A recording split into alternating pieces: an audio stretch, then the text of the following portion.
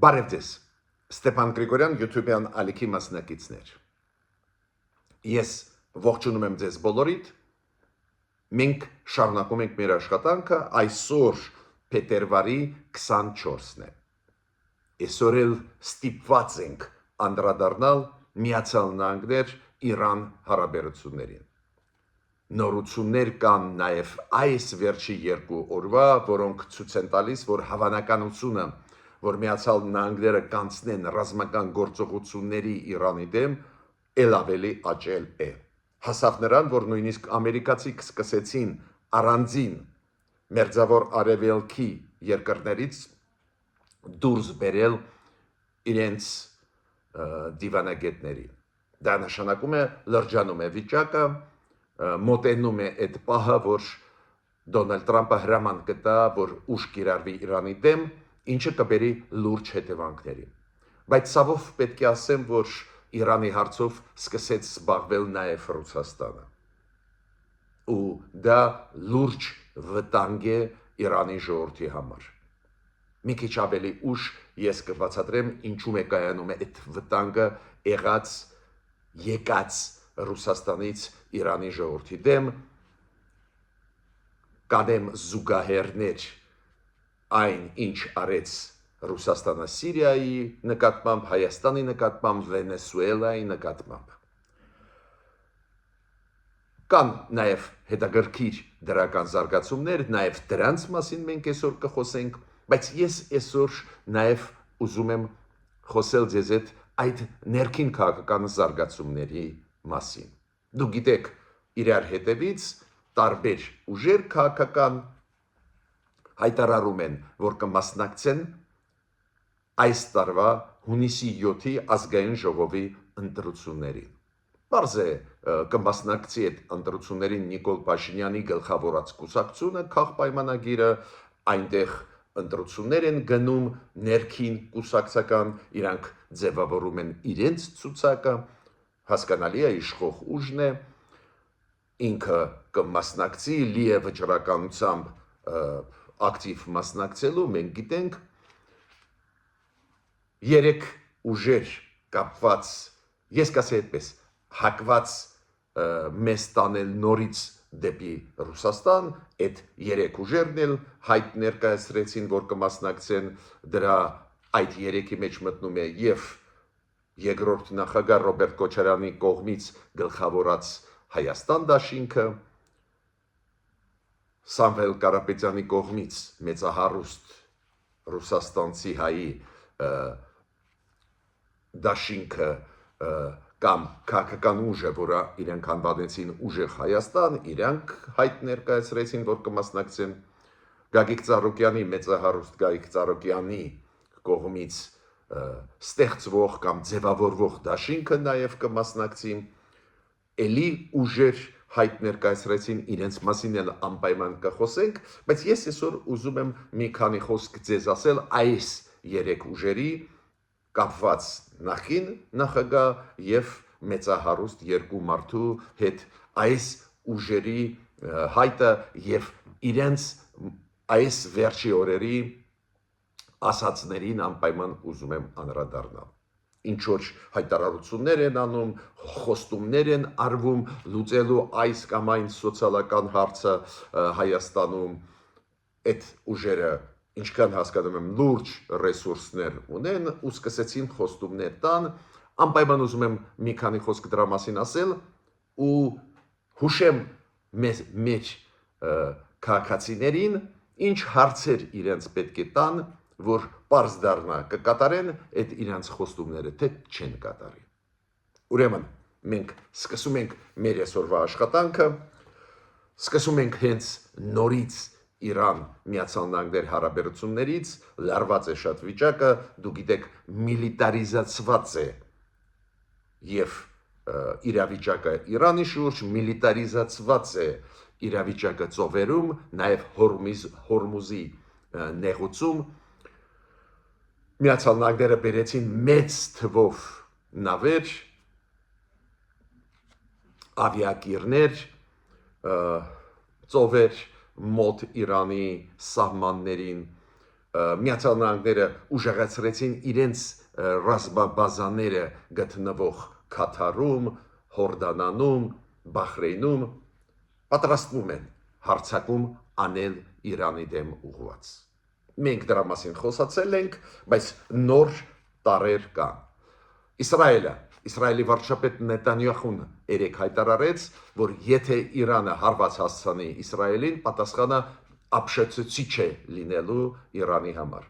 Բայց դուք կարող եք ասել, լարվածությունը գնում է Իրան Միացյալ Նահանգներ, ինչ կապ ունի այս պահին Իսրայելը, էտել այս պատրաստականության մեջ կարծես թե Իսրայելը չկար։ Գործը նրանում է, որ Իրանը ինչ է ասում, եթե Միացյալ Նահանգներ դուք մեր վրա հարձակվեք, դա կբերի նրան, որ մենք հարձակումներ կանենք ձեր դեմ, ձեր ռազմաբազաների դեմ մեր տարածաշրջանում, մեր ձեռնավոր արևելքում եւ հարված կհասցնենք Իսրայելին։ Իսրայելի վարչապետը արձագանքեց։ Միացյալ Նահանգները ուսումնասիրում են իրավիճակը, նաև ռազմական տեղաշարժերը Իրանի զորքերի, Իրանի նավատորմի, երեք ժամերով Միացյալ Նահանգների հետախուզող ինքնաթիռը պտտվում էր Հորմուզի նեղուցում, լրջագույն վիճակ է։ Ես հիշում եք, ձեզ ասել եմ այն պետությունների հայտարարությունները, որոնք զգուշացնում են իրենց քաղաքացիներին, որ դուրս գան Իրանից շտապ,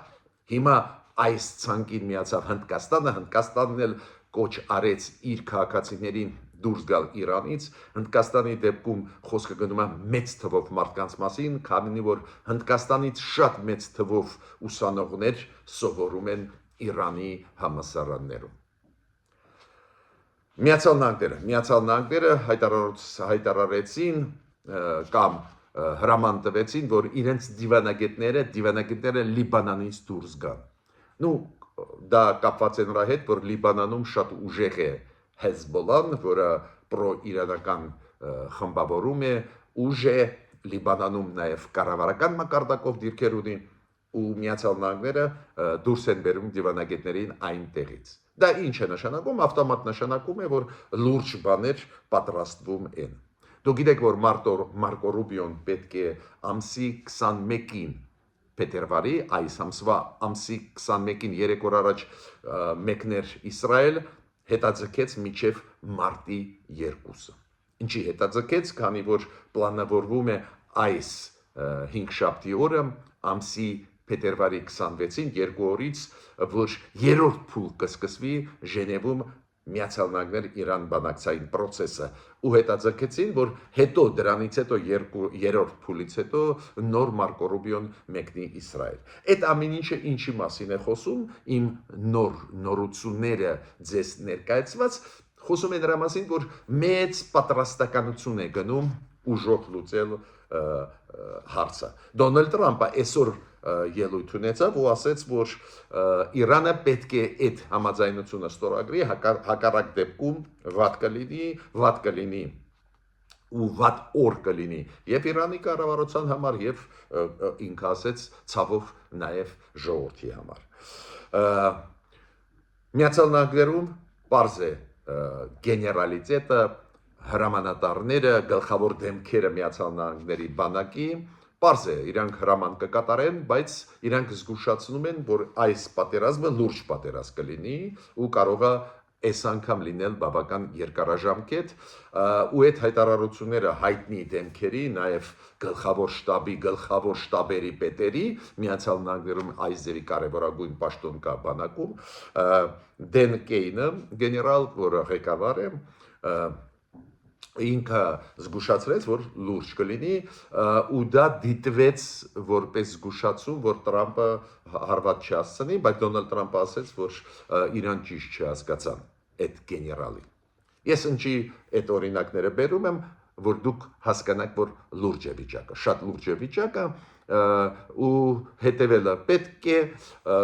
ես կասկած չունեմ, որ երրորդ փուլում բանակցությունների ժամանակ Իրանը ոչ մի բան չի ստորագրի, ինչու։ Իրանին ստիպում են, որ ընդհանրապես ուրանի հարաստացումից հրաժարվի։ Ոչ թե ասում են դու չհարստացնես օրինակ ուրանը 60%-ից բարձր, որ միջուկային զենք չստանաս։ Իրան ասում են ընդհանրապես չպետք է ունենաս ուրանը, այդ եղածը պետք է դուրս բերես երրորդ երկրներ, Իրանն էլ հրաժարվում է այդ սուվերեն իրավունքից հրաժարվել։ Իրանը մերժում է այս ձևի քաղաքականությունը։ Միացյալ Նահանգները նորից կրկնում եմ, շատ կարևոր է որ հասկանանք որտեղ է այդ տարաձայնությունը։ Իրանը ասում է, ես չեմ արտադրի միջուկային զենք, ես այդ պլանները չունեմ, 10 անգամ ասեցին։ Ինչու չեն հավատում։ Դա այլ հարց է, բայց բացի դրանից, որ երաշխիքներ ունենա Միացյալ Նահանգները, Իսրայելը, Եվրոպան, որ չի արտադրի, իրանք ուզում են հիմնովին լուծել այդ հարցը, ընդհանրապես զրկել Իրանին իրավունքից հարստացնել ուրանը։ Դա ավտոմատ նշանակում է, որ Իրանին զրկում են նաև խաղաղ միջուկային ծրագրերից, քանի որ միջուկային ծրագրերը հիմնված են ուրանի հարստացման հարցի վրա։ Եթե ուրանի հարստացումից զրկում են Իրանը ու Իրանը համաձայնվում է, ուրեմն Իրանը իր սուվերեն իրավունքներից պետք է հրաժարվի։ Ինչքան հասկանում եմ, ստեղ է մեխը, գլխավորը դա է։ Իրանը հրաժարվում է ունեցած հարստացված ուրանը դուրս բերել երրորդ երկրներ ու ընդհանրապես հրաժարվում է նրանից, որ պահանջում են, որ ինքը հրաժարվի ունենալ հարստացված ուրան, իրականացնել հարստացումը ուրանի, որ օրինակ նույն հարստացված ուրանը օգտագործել ատոմակայանների աշխատելու համար։ Բայց Միացյալ Նահանգները, Եվրոպան նորից կրկնում չեն հավատում Իրանի իշխանություններին, որ չեն ուզում արտադրել միջուկային զենք, ունենալ միջուկային զենք։ Սուրեն Պապիկյանը, պաշտպանության նախարարը, գտնվում է Իրանում։ Դա շատ հետաքրքիր է, հենց այս լարված վիճակում մեր պաշտպանության նախարարը գտնվում է Իրանում։ Ես չեմ բացառում, որ գտնվելը Իրանում մեր պաշտպանության նախարարի պատահական չի, մեր հարաբերությունները Իրանի հետ իրոք նորմալ են,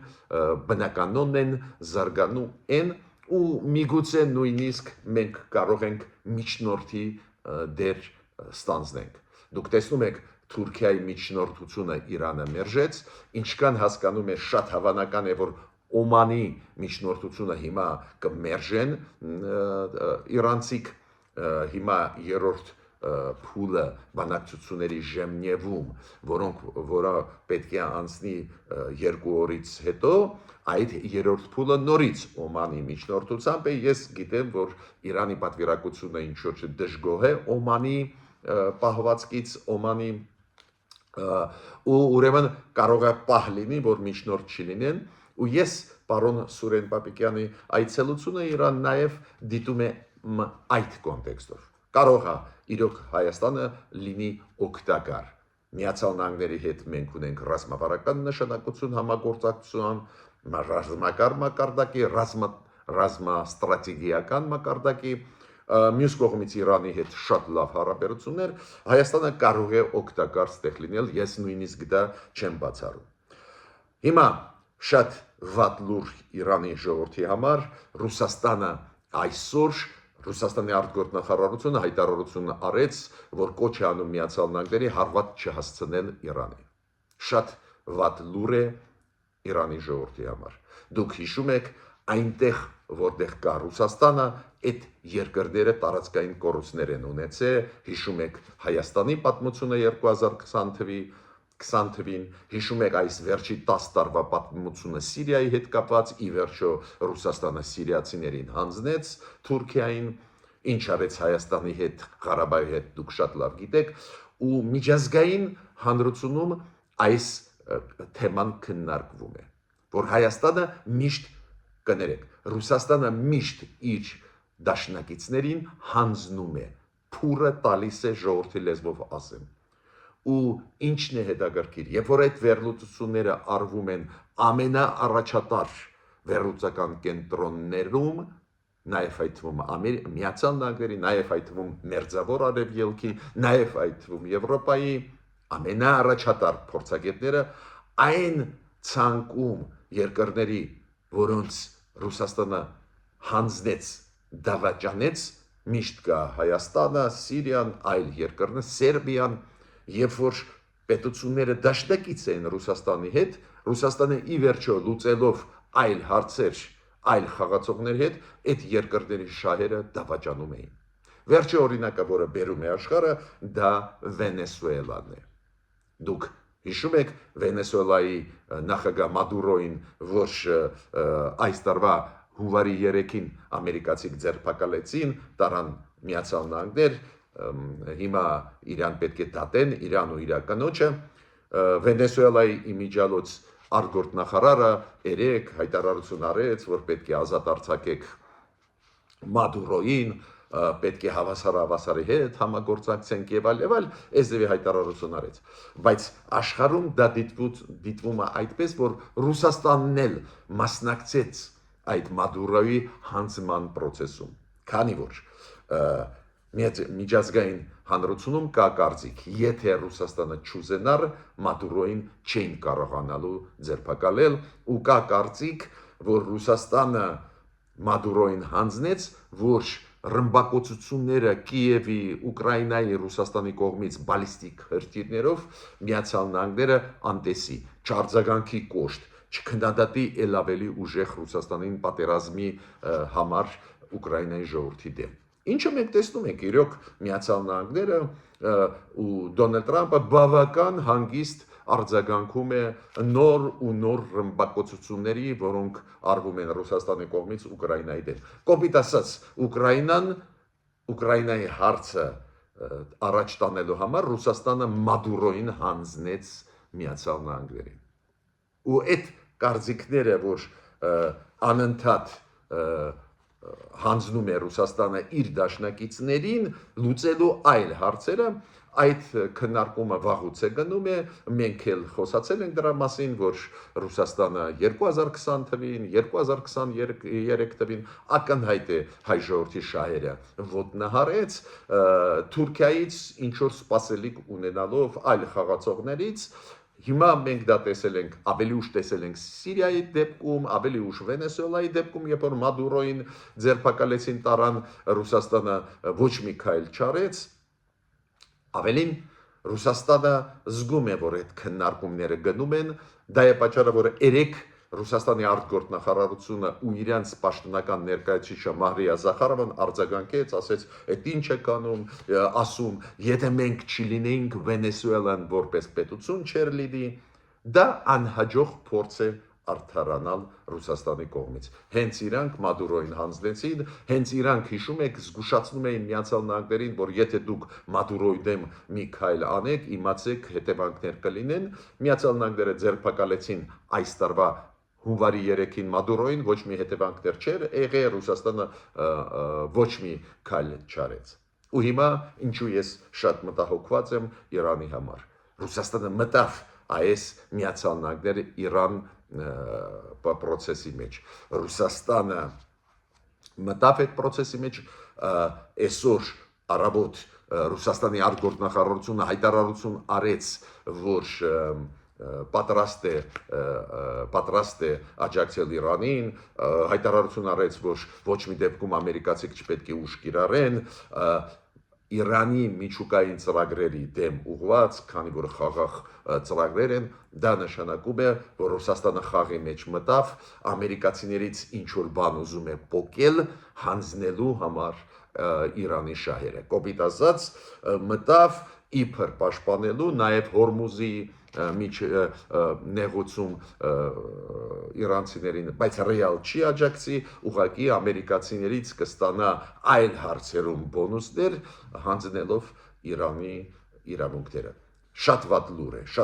է Իրանի ժողովրդի համար, հաշվի առնելով Ռուսաստանի քաղաքականությունը վերջի ժամանակներս, վերջի, ասենք 10-15 տարվա, երբ որ Ռուսաստանի դաշնակիցների շահերը ոտնահարելով Ռուսաստանը լուծում է իր հարցերը։ Եվրամիությունը աջակցում է Հայաստանին, այդ աջակցությունը շարունակվում է, շատ կարևոր է, հիշում եք, երբ որ Մարտակոսը կայակալասը այդ շատ կարևոր պաշտոնյաները Եվրոմիության հայտարարություն արեցին անցած տարվա դեկտեմբերի 2-ին, երբ որ ստրատեգիկ նշանակություն ունեցող փաստաթուղթ ստորագրվեց Բրյուսելում Հայաստան Եվրոմիություն, հիշում եք Արարատ Միրզոյանը, արտգործնախարար Հայաստանի այնտեղ էր, այնտեղ որոշում ընդունվեց 200 միլիոն եվրոյի օգնություն տալ Հայաստանում, զարգացնելու մի քանի ոլորտներ, ապաշրջափակման, տրանսպորտ, կոմունիկացիոն հարցերի հետ կապված, էներգետիկայի Եվրոմիությունը հաստատեց այդ որոշումը ու այդ աջակցությունը կգա։ Վրաստանի հետ կապված շատ կարևոր նորություն պետք է ասեմ, Վրաստանի Կուլևի այդ նավահանգիստը, որը կա, այդ նավահանգիստը հենց այն նավահանգիստն է, որի միջոցով բեռնափոխադրում է կատարվում Վրաստանով այլ երկրներ։ Ու Կուլևի այդ նավահանգիստի բեռնափոխադրման հարցերով զբաղվող այդ Կուլևի նավահանգիստի հետ կապված կարող է լինել խնդիրներ, քանի որ նոր ցուցակում նոր սանկցիոն ցուցակում դա 20-րդ սանկցիոն փաթեթն է, այդ նոր ցուցակում հայտնվեց նաև Կուլևին։ Դա նշանակում է, որ եթե այս սանկցիոն փաթեթը անցնի, դեր հունգարիան վետո իրավունքը օգտագործում է իր, բայց երբ որ ու եթե այդ նոր ցուցակը սանկցիոն Ռուսաստանի դեմ կիրառվի, Կուլևի մեջը կմտնի, քանի որ կա կասկած, որ ռուսական նավթը տեղափոխվում է նաև այդ նավահանգիստով։ Վրաստանի վարչապետը ելույթ ունեցավ, ինքը ասեց մենք բաց ենք, մենք Վրաստանի վարչապետը ու Եվրոմիությունը ոչ մի անհրաժեշտություն չունի Կուլևի դեմ սանկցիոն քաղաքականություն վարել, քանի որ մենք պատրաստ ենք բաց ենք, դուք կարող եք ստուգել ինչ նավթ մենք տեղափոխում ենք Կուլևի միջոցով եւ այլ, բայց Եվրոմիության մոտ կասկած կա, որ այդ ստվերային նավատորմը Ռուսաստանի նավթ տեղափոխող Ռուսաստանի նաև այս նավահանգիստը օգտագործում է։ Հիմա ես անցնում եմ գլխավոր այսօրվա հարցին, ինչ են ուզում այս պրոռուսական մեծ ուժերը, ուրիշ բան չունեմ ասելու, ովքեր ունեն շատ մեծ ռեսուրս, ինչ են ուզում։ Խոսքը գնում է Հայաստան դաշինքի մասին, որը գլխավորում է Ռոբերտ Քոչարյանը, խոսքը գնում է Սամվել Կարապետյանի ուժեղ Հայաստան, այդ ուժի, որը վերջի ժամանակներս ձևավորվեց ու գնում է ընտրություններ, խոսքը գնում է նաև Գագիկ Ծառուկյանի դաշինքի, չգիտեմ ոնց են իրանք մասնակցելու մեկ իրանց Գագիկ Ծառուկյանի կուսակցությունով կամ կլինի դաշինք, դեր ինչքան հասկացա իրանք հստակ չեն ասում, բայց գնում են ընտրությունների։ Բոլոր երեք ուժերը ու առաջի դեմքերը այդ ուժերի հայտարարեցին, որ գնում են ու մասնակցում են ընտրությունների։ Ու ես վերջի օրերը ուշադիր հետևում եմ իրենց քայլերին։ Որ հարցերին իրանք ուշադրություն դարձնում են։ Այդ ուժերը, որոնք ակնհայտ պրոռուսական ուժեր են, ակնհայտ խոսում են դրական Ռուսաստանի քաղաքականության մասին, հապկի մասին եւ այլ, ստեղ վիճելու տեղ էլ չկա, դուք լսում եք ինչ է ասում Ռոբերտ Քոչարյանը, Սամվել Կարապետյանը, իր թիմի անդամները եւ ինչ է խոսում Գագիկ Ծառուկյանը ու այն ուժերը, որոնք իր շուրջ են հիմա, օրինակ Մայր Հայաստան քաղաքական ուժը, իրենք բոլորը իօքուտ Ռուսաստանի խոսում են։ Հիմա ինչ են խոստում տալիս, քանի որ լուրջ ռեսուրսներ ունեն բոլոր այդ ուժերը երեք ու իրանք կմասնակցեն հունիսի 7-ին, ինչի մասին են խոսում։ Ես տեսնում եմ մեծ խոստումներ իրանք տալիս են։ Օրինակ, որ բարձրագույն կրթությունը պետք է լինի անվճար, որ կտրուկ պետք է բարձրացվեն աշխատավարձները ուսուցիչների։ Անվճար բարձրագույն կրթություն։ Այդ ուժերը նաև խոսում են դրա մասին, որ օրինակ Գյումրիում, այդ աղետի գոտում, դուք գիտեք, նույնիսկ մինչև այսօր կա խնդրեմ այդ հայտնի դոմիկների, կացարանների։ Իրանք ասում են, որ իրանք շատ արագ կլուծեն այս հարցերը։ Խոսում են տալիս, դուք հիշում եք Սամվել Կարապետյանի գլխավորած ուժը, խոսում է տալիս 300,000 աշխատատեղ ստեղծել, անկեղծ ասած Դոնալդ Տրամպը, որը հիշում եք, խոսում էր տալիս մեծ թվով գործարաններ ամերիկյան բերել հետ Միացյալ Նահանգներ ու խոսում էր տալիս, որ աշխատատեղեր բացվեն, այդ հզոր Ամերիկայում այս ձևի մեծ թվեր չէր համարձակվում հրճակել մեր գյուղացիներին։ Այս ուժերը երեք խոսում են տալիս, որ իրանց մթերքները կգնվեն, կստեղծվեն կենտրոններ, որտեղ որ գյուղացին կկարողանա հանձնել իր մթերքը կայուն գներով։ Ինչ եմ ուզում ասել, անընդհատ խոստումներ, խոստում են տալիս, որ միջին մանր բիզնեսը եւ միջին բիզնեսը այդ հարկերը կիջեցվեն, հարկային բերը կթեթևանա, ոնց վերաբերվել այս ձևի խոստումների։ Ես դժվարանում եմ ասել, այս ձևի մեծ խոստումներ ընդհանրապես կարելի է իրականացնել, իմ կարծիքով շատ ու շատ այդ խոստումներից ընդհանրապես ֆիզիկապես ոչ ոք չի կարողանալու իրականացնել, բայց խոստումներ տրվում են։ Ոնց անել այդպես, որ մենք հասկանանք այս խոստումները մարդիկ ուղղակի ասում են ձայն հավաքելու, թե ինչ որ ուզում են իրականացնել։ Գլխավոր կետը ստուգման այդ ուժերի անկեղծ լինելու շատ հասարակ է։ Ու այդ երեք ուժերին ես հատուկ նշում եմ, քանի որ մեծ ռեսուրս ունեն, մեծ թվով մարդկանց ներգրավում են այս ընտրական process-ի մեջ, ակնհայտ է, որ շանսեր ունեն բավական շատ ձայներ հավաքել։ Ոնց ստուգել։ Ստուգելը շատ հեշտ է։ Միք մտնի այն դաշտ, որը խոստումների դաշտն է։ Շատ կոնկրետ դաշտ։ Հարցրեք այդ մարդկանց։ Ռուսաստանը ինչ դեր ուներ 2020 թվականի պատերազմում։ Հարցրեք այդ մարդկանց, դուք համարում եք, որ Ռուսաստանը մեզ լքեց, թե ոչ։ Դուք համարում եք, որ ՀԱՊԿ-ը ճանաչեց մեր սահմանների անձեռնմխելիությունը, թե ոչ։ Այստեղ է մեխը։ Պարզ է իրանք կսկսեն արդարացնել ՀԱՊԿ-ը, Ռուսաստանը, մինչդեռ եւ ՀԱՊԿ-ը եւ Ռուսաստանը չեն ճանաչում մեր տարածքային ամբողջականությունը։ Մինչդեռ հենց Ռուսաստանը աջակցեց Ադրբեջանին 2000 թվականից սկսած մինչև այսօր։ Այստեղ է, այստեղ հարցրեք։ Երկրորդը, հարցրեք իրենց, ոնց են իրանք վերաբերվում այն պաշտոնական որոշմանը Հայաստանի այսօրվա կառավարության, որ մենք գնում ենք դեպի եվրոինտեգրացիա, այնտեղ է մեր տեղը, Եվրոպայի հետ է։ Կամ ոնց են վերաբերվում TRIP ուղղու ծրագրի, այդ կոմունիկացիաների բացման ուղղու ծրագրի։ Այս է գլխավոր հարցը։ Ոնց են իրանք վերաբերում խաղաղության process-ի Ադրբեջանի հետ։ Քանի որ այդ իրանց խոստումները առանց խաղաղության չես կարող իրականացնել։ Եթե դու կոնֆրոնտացիայի նորից անցնես, ինչը Ռուսաստանն է ուզում։ Ռուսաստանն է ուզում, որ մենք նորից կոնֆրոնտացիայի մեջ մտնենք Ադրբեջանի հետ, որ ինքը կարողանա մանիպուլացնել մեզ։ Այս հարցրեք իրենց, այստեղ թող պատասխաններ տան։ Ու ես գիտեմ, իրենց պատասխանները մոտավորապես նայեն լինելու, որ իրենք կփորձեն արդարացնել Ռուսաստանին։ Այո, գալիս են ընտրությունները, մենք պարտավոր ենք մեր քաղաքացիներին բացել աչքերը, ներկայացնել ռեալությունը եւ սպյուրկայությանը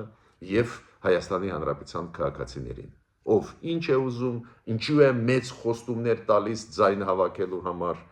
ու չի կարողանալու այդ խոստումները կատարել, բայց մեխը այս ընտրությունների ստեղ չի։ Սոցիալական հարցերում չի, մինչդեռ սոցիալական հարցերը պետք է լուծեն, բայց մեխը ստեղ չի։ Մեխը նրանում է, ուզում են այդ ուժերը խաղաղություն, թե նորից Ռուսաստանի դուդուկի տակ պարելով ուզում են մեզ մտցնել կոնֆրոնտացիոն քաղաքականության մեջ, հակադրվել նորից Ադրբեջանի հետ, նորից էլ ավելի փչացնել հարաբերությունները Թուրքիայի հետ, նորից շրջափակմանը մեջ մցնել մեր երկիրը, չտալ զարգանալ երկիրը, օտարի հանձնարարականները կատարել,